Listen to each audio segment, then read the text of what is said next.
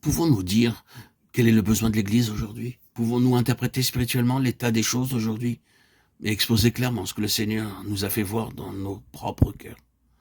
Je connais le danger qu'une telle pensée peut représenter pour nous, mais c'est la vision qui donne à notre existence sa réelle signification. Cela peut être vrai en chacun de nous, dans une grande ou dans une petite mesure, mais que ce soit peu ou prou, nous possédons la clé et l'explication des situations. Dieu a besoin de gens de cette sorte. Cette vision doit être en chacun d'entre nous. Et souvenons-nous que cela demande un courage immense. Oh, le courage de ces prophètes, le courage face au compromis et à une certaine ligne de conduite. Oh, les effets ruineux d'une certaine politique, des considérations secondaires. Est-ce que cela affectera nos opportunités si nous sommes aussi carrés? Cela ne réduira-t-il pas nos chances de servir le Seigneur ici ou là si nous adoptons une telle position? C'est cela la politique dont je parle. Et c'est une chose qui ruine la vie spirituelle. Nombreux sont ceux qui, après avoir vu et fait face à de nombreuses réactions de la part de leurs frères, et parmi ceux qui avaient certaines responsabilités sont revenus en arrière. Est-ce risqué pour moi de poursuivre plus loin dans cette voie? Une telle attitude est du domaine politique? Non. Il n'y avait rien de tout cela chez les prophètes.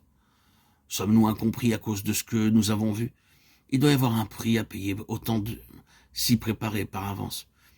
Il y a ce court passage dans Hébreux 11. Ils furent sciés en deux.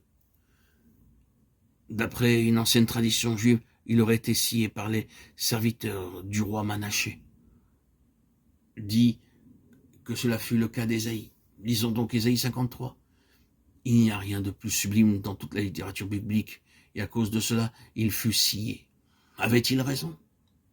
Bien, alors, nous demeurons aujourd'hui sur la même base, celle de sa justice. Mais le malin n'aime pas cela. C'est pourquoi Ésaïe fut scié en deux. Il y a de très grandes valeurs qui découlent de la vision et d'un complet abandon à la vision, mais il y a aussi un grand prix à payer. Nous devons conclure maintenant cet aspect. Allons vers le Seigneur et disons-lui, qu'est-ce que j'ai bien pu voir?